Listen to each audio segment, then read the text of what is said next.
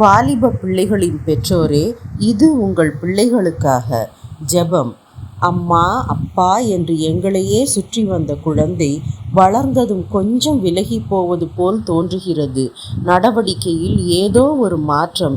பேசுவதை பொறுமையாக கேட்பது கூட இல்லை. பயமாக இருக்கிறது. எங்கள் பிள்ளைக்காக ஜெபம் செய்யுங்கள் என்று கேட்கும் பெற்றோரே, பயப்படாதீர்கள். நம்மை விட, நம் பிள்ளைகளை அலட்டும் காரியங்களை விட நம் தேவன் பெரியவர். தம்மை தஞ்சம் என்று வந்தவர்களை அவர் ஒருபோதும் வெட்கப்பட விடமாட்டார். முழு விசுவாசத்துடன் உங்கள் பிள்ளைகளுக்காக தேவனிடம் விண்ணப்பங்களை ஏறெடுங்கள்.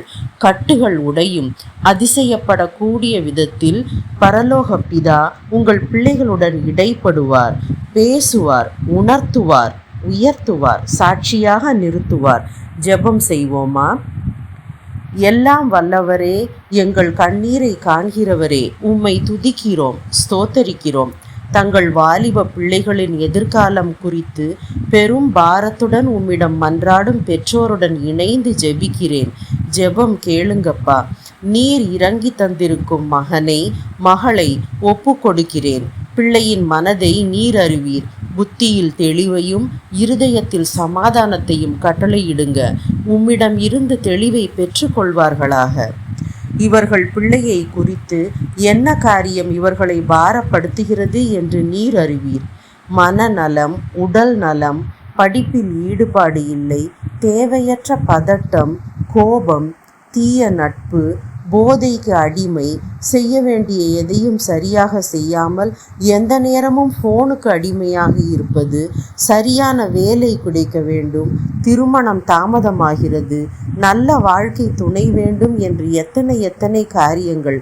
எல்லாவற்றையும் உம்மிடம் தந்துவிட்டோம் அப்பா. இந்த தாயின், தந்தையின் கதறலை நீர் காண்கிறீர், இறங்குவீர். இப்போதிருந்தே அற்புதமாக, நிச்சயமாக நல்ல மாற்றம் காணச் செய்வீர் என்று முழு மனதோடு விசுவாசிக்கிறேன். என் பிள்ளையிடம் எப்படி பேசுவது என்று தெரியவில்லையே என்று பரிதவிக்கும் இவர்களுக்காக நீங்க இடைப்படுங்கப்பா. பிள்ளையுடன் நீங்க பேசுங்க. அந்த அருமையான ஆத்துமா வீணாக போகாமல் காத்து கொள்ளுங்க. இந்த கணத்திலிருந்து மகனை, மகளை உம் பலத்த இரத்த கோட்டைக்குள் வைக்க ஒப்பு கொடுக்கிறேன். தாங்கள் யார், தங்கள் அருமை என்ன என்று உணர்வார்களாக. நீர் தந்திருக்கும் ஆசீர்வாதங்களை கண்டு கொண்டு வாழ்வில் வெற்றி பெறுவார்களாக. கெர்ச்சிக்கிற சிங்கம் போல் பாவ வாழ்க்கையில் விழத்தள்ள சுற்றி திரியும் சத்துருவிடம் இருந்து உம்மை பற்றும் விசுவாசத்தால் தங்களை காத்து கொள்வார்களாக. முன்னேற விடாமல் தடுத்து அடிமைப்படுத்தி வைத்திருப்பது பலவீனமோ, தடையோ, கட்டோ, இயேசு கிறிஸ்துவின் ஜீவனுள்ள நாமத்தால் அதை கடிந்து கட்டுகிறேன். விடுதலை பெறுவார்களாக. இந்த கணத்திலிருந்து இவர்கள் வாழ்வில் நீர் முன்குறித்திருக்கும் சித்தம் நிறைவேற இடம் கொடுப்பார்களாக. உம் கரம் பற்றி நடப்பதில் இருக்கும் பாதுகாப்பை அறிவார்களாக. இப்போதும் பிள்ளையின் நிலை எதுவாக இருந்தாலும் நீர் அரவணைக்கிறீர். உம் தெய்வீக அன்பால் பலப்படுத்துவீர். வெட்கப்பட விடமாட்டீர். உன் பிள்ளைகள் எல்லாரும் கர்த்தரால் போதிக்கப்பட்டிருப்பார்கள். உன் பிள்ளைகளின் சமாதானம் பெரிதாய் இருக்கும் என்று வாக்கு தந்திருக்கிறீரே, நன்றி. இந்த உலகின் பேர் இறைச்சலில் அமிழ்ந்து விடாமல் உம்முடைய அன்பான மெல்லிய சத்தம் கேட்கும் உணர்வுள்ள இருதயத்தை பெற்றுக்கொள்வார்களாக. பிள்ளைகள் நடக்கும் வழியில் வழிகாட்டும் ஒளியாய் உம் சமூகம் முன்னே செல்லட்டும். உம் வெளிச்சம் எப்போதும் பிள்ளைகளை சூழ்ந்திருக்கட்டும்.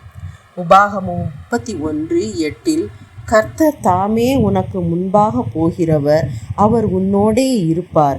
அவர் உன்னை விட்டு விலகுவதும் இல்லை, உன்னை கைவிடுவதும் இல்லை.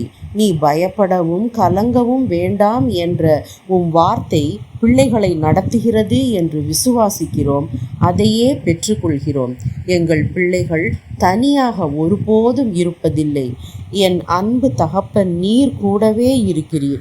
உம் கண்கள் எப்போதும் எங்கள் பிள்ளைகள் மேல் நோக்கமாய் இருக்கிறது.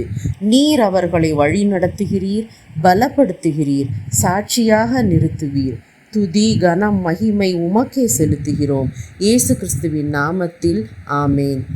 தேவனுக்கே மகிமை. உங்கள் ஜெப தேவைகள் குறித்து கீழே கமெண்டில் உங்கள் அன்பு சகோதரிக்கு தெரியப்படுத்துங்கள்.